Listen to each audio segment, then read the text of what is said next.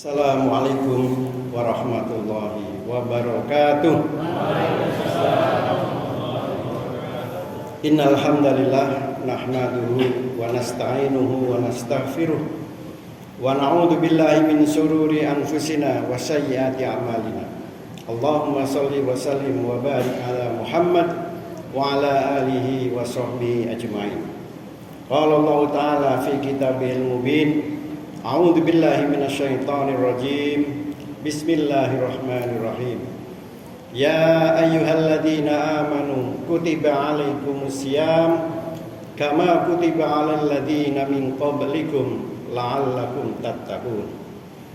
Hadirin jamaah salat Isya dan insyaallah dilanjutkan dengan tarawih dan witir Masjid Al-Huda, Tebet, Jakarta Selatan. Di malam yang berbahagia ini, marilah kita bersama-sama mengisi waktu-waktu bulan suci Ramadan ini untuk kegiatan-kegiatan yang positif sebagaimana yang disunahkan oleh Rasul kita Muhammad sallallahu alaihi wasallam. Bulan Ramadan di mana kita yakini sebagai bulan di mana Al-Qur'an pertama kali diturunkan. Bulan Ramadan juga sebagai bulan yang memiliki banyak keutamaan. Bahkan diantaranya adalah sebagai bulan suci yang penuh dengan ampunan atau syahrul maghfirah, bulan ampunan. Pahala banyak dilipat gandakan. Salat wajib dilipat gandakan sebanyak 70 kali lipat. Sementara yang sunah-sunah dihitung sebagai pahala wajib. Hadirin yang dirahmati Allah, di masyarakat kita mengenal doa yang cukup populer. Itu sanadnya kami juga belum mempelajari dengan pasti.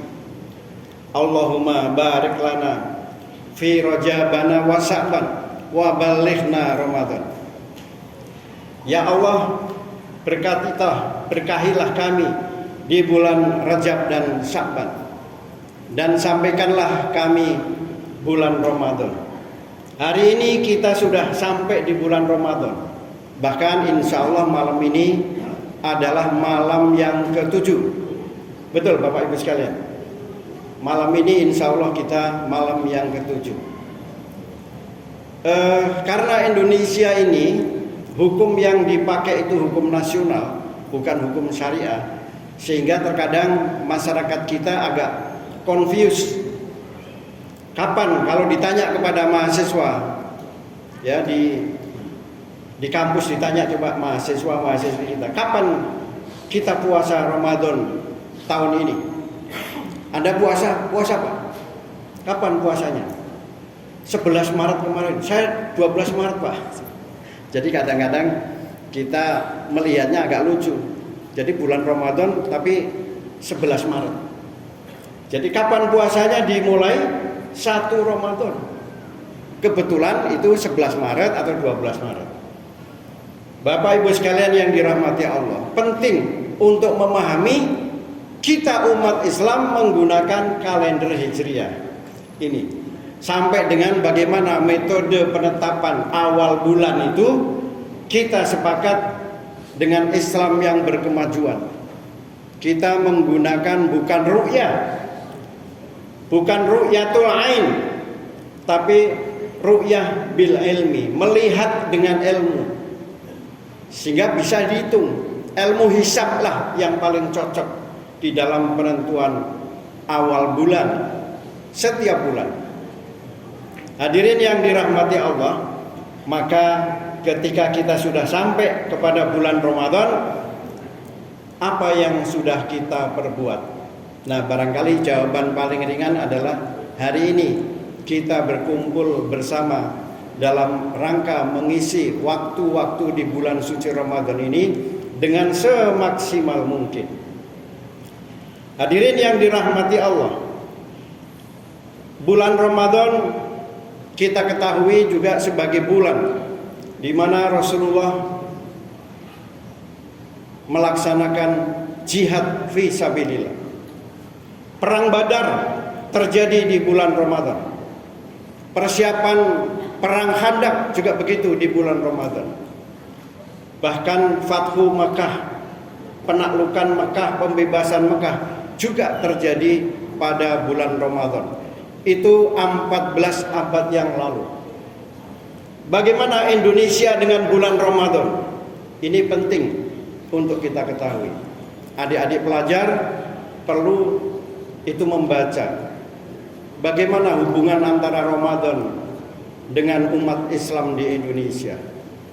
Hadirin yang dirahmati Allah, kita perlu melihat bagaimana sejarah Indonesia. Secara singkat akan saya sampaikan.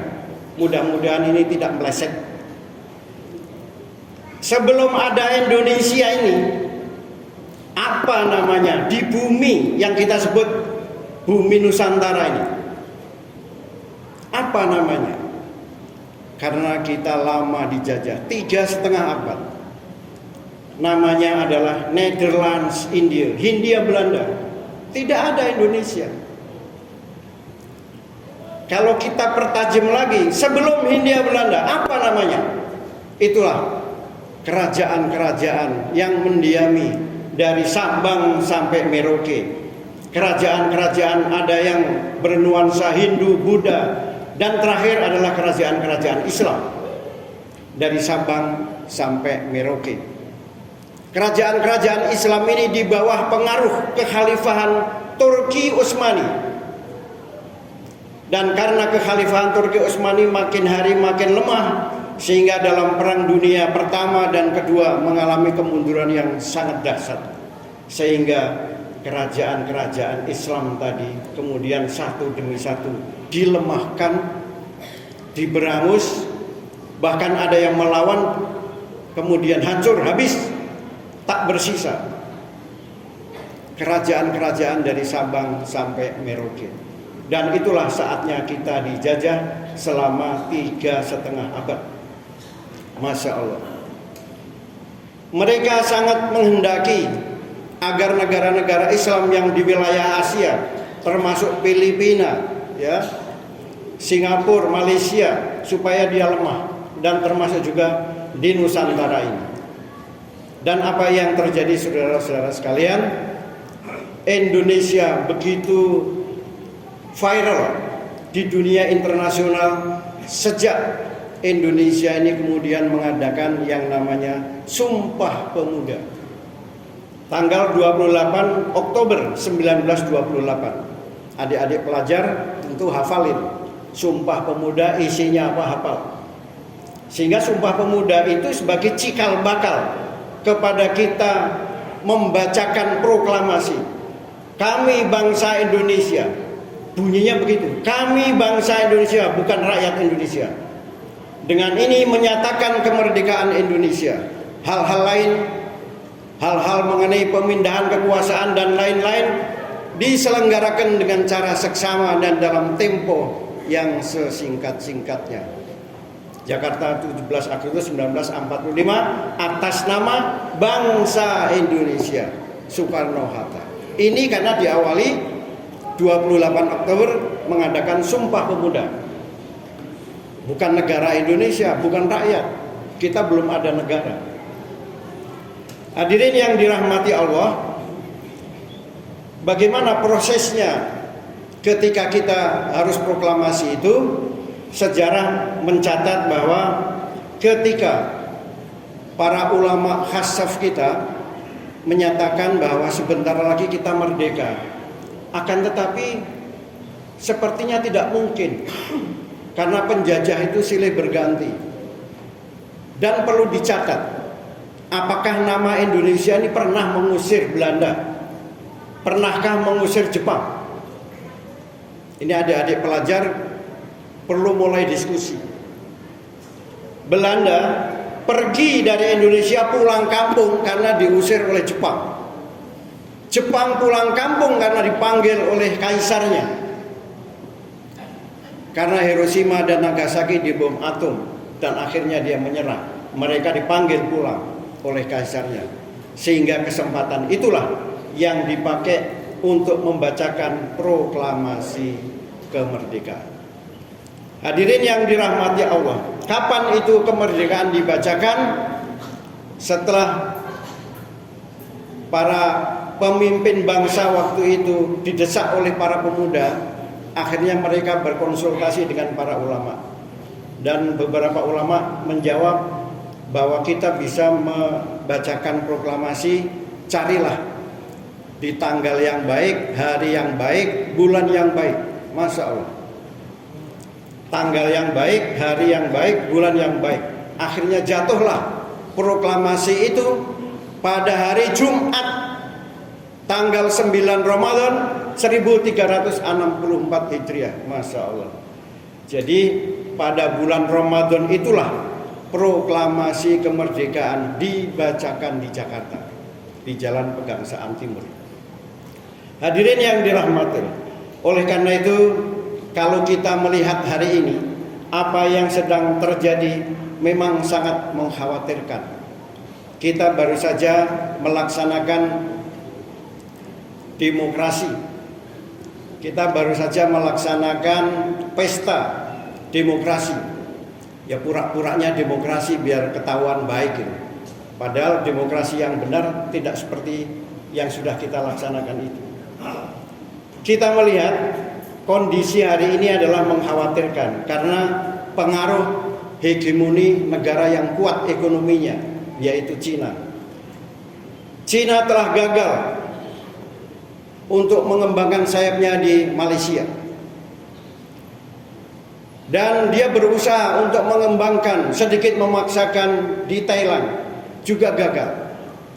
Nah, apakah Indonesia ini menjadi cita-cita terakhir Cina, sehingga negeri kita ini akan pelan-pelan akan diambil alih oleh Cina? Wallahu a'lam bishawab. Yang jelas bagi kita, apapun yang terjadi, kita harus ingat kita adalah umat Islam punya guidance, yaitu Al-Quranul Karim.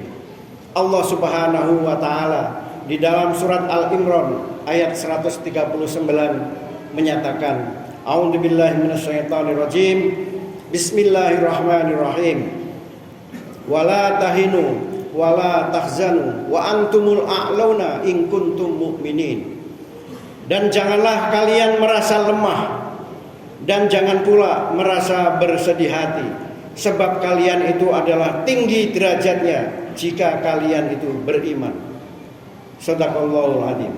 Hadirin yang dirahmati Allah, di antara sifat-sifat orang beriman adalah sabar dan tenang hatinya ketika menghadapi masalah.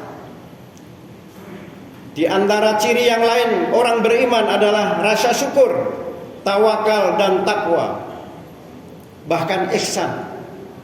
Orang beriman mereka akan tahu mana yang benar dan mana yang salah. Ketika kita bisa melihat mana yang benar, mana yang salah, mana yang patut, mana yang tidak patut, mana yang hak, mana yang batil, itulah kemuliaan manusia sesungguhnya. Sehingga sampai kapanpun pemimpin yang ada di negeri ini, dia akan selalu menghadapi kebenaran universal. Dan kita tidak perlu khawatir, karena orang-orang yang beriman akan selalu berada di atas rel yang benar. Kebenaran sifatnya universal. Dan insya Allah bantuan dari negara-negara luar, bantuan dari komunitas dunia, baik dia beragama Islam maupun tidak, insya Allah akan membantu kita. Sebagaimana pengalaman 3,5 abad kita dijajah, apakah negara Islam yang membantu? Tidak. Mereka akhirnya Belanda, kenapa bisa terlalu lama? Sementara negara-negara penjajah sebelumnya seperti Portugal dan lain-lain itu bisa keluar karena mereka melihat Indonesia ini bagikan kue, mereka bagi-bagi Indonesia ini.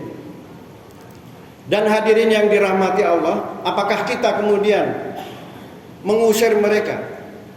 Allah yang mengusir melalui rekayasa dunia. Mereka saling berantem, dan Belanda ternyata didekati sama Jepang aja mereka langsung bertekuk lutut.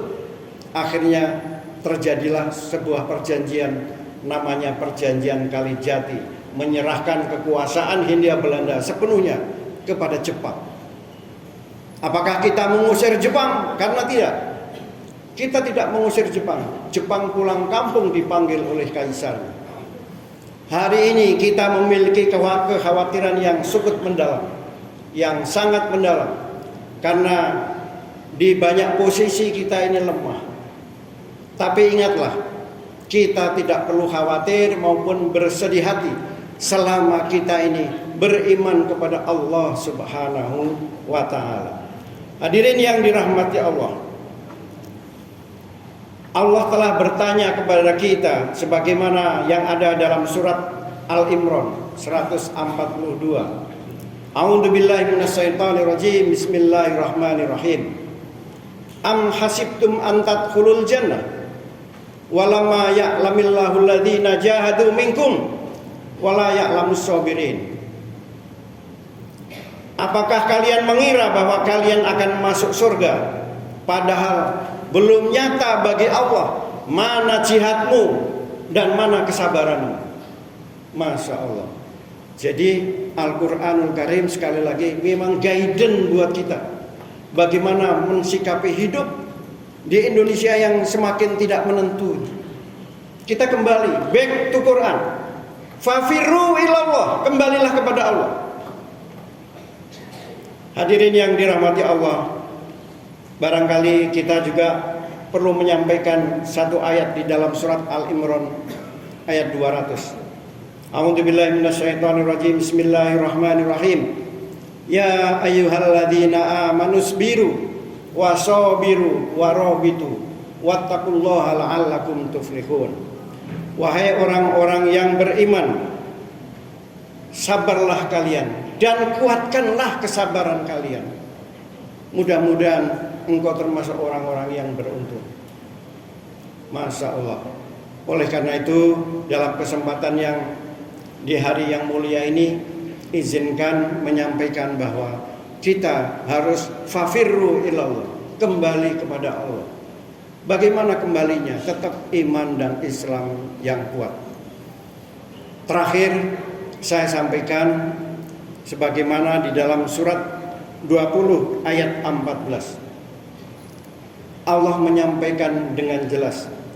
A'udzubillahi minasyaitonirrajim. Bismillahirrahmanirrahim. Innani anallahu la ilaha illa ana fa'buduni wa aqimis sholata li dzikri. Innani anallahu la ilaha illa ana fa'buduni wa aqimis sholata li dzikri. Sungguh akulah Allah, tiada Tuhan selain aku. Maka sembahlah aku dan dirikanlah sholat sebagai pengingatku. Kurang lebih demikian, mudah-mudahan ada manfaatnya. Billahi taufiq wal hidayah wa afu minkum. Wassalamualaikum warahmatullahi wabarakatuh.